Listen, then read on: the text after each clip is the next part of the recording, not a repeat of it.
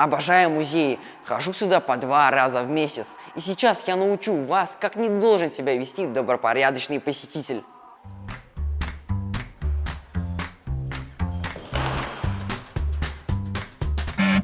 Посетители проходят музей без сумок, портфелей, пакетов, которые следует оставить в гардеробной комнате.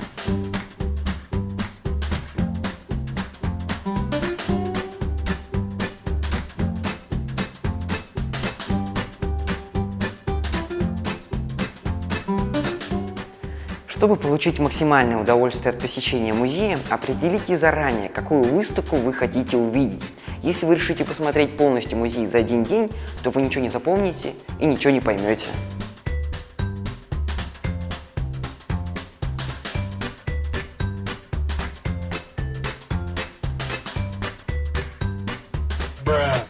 В музее запрещено употреблять жевательную резинку.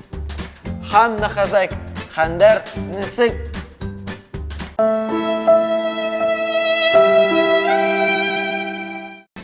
Здравствуйте, Сергей Иванович. Какое было ваше самое любимое открытие?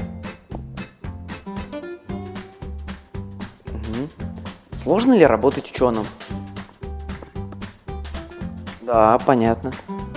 А знали ли вы башкирский язык? Хорошо, спасибо большое. Я тоже знаю. Хамна хазык, ханден несык.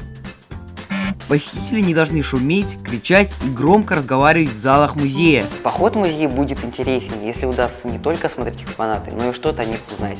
Особенно это полезно на выставках современного искусства. Там они вызывают очень много вопросов.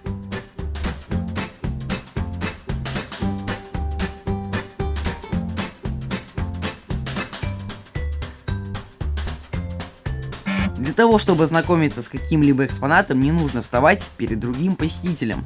Лучше всего дождаться, когда он, закончив осмотр, освободит место.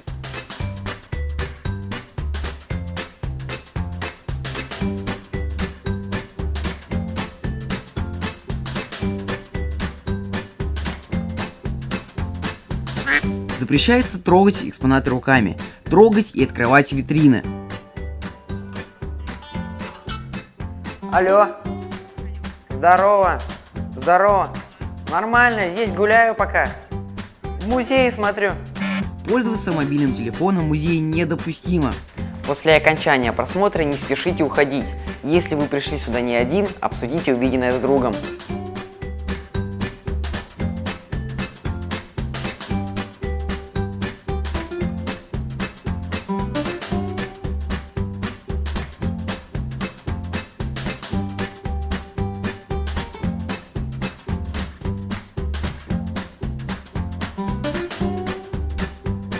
Нельзя ломать и красть экспонаты.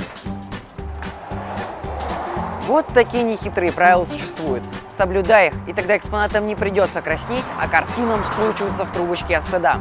Оскар Николаев, Исмагил Кудакаев специально для Горы новостей.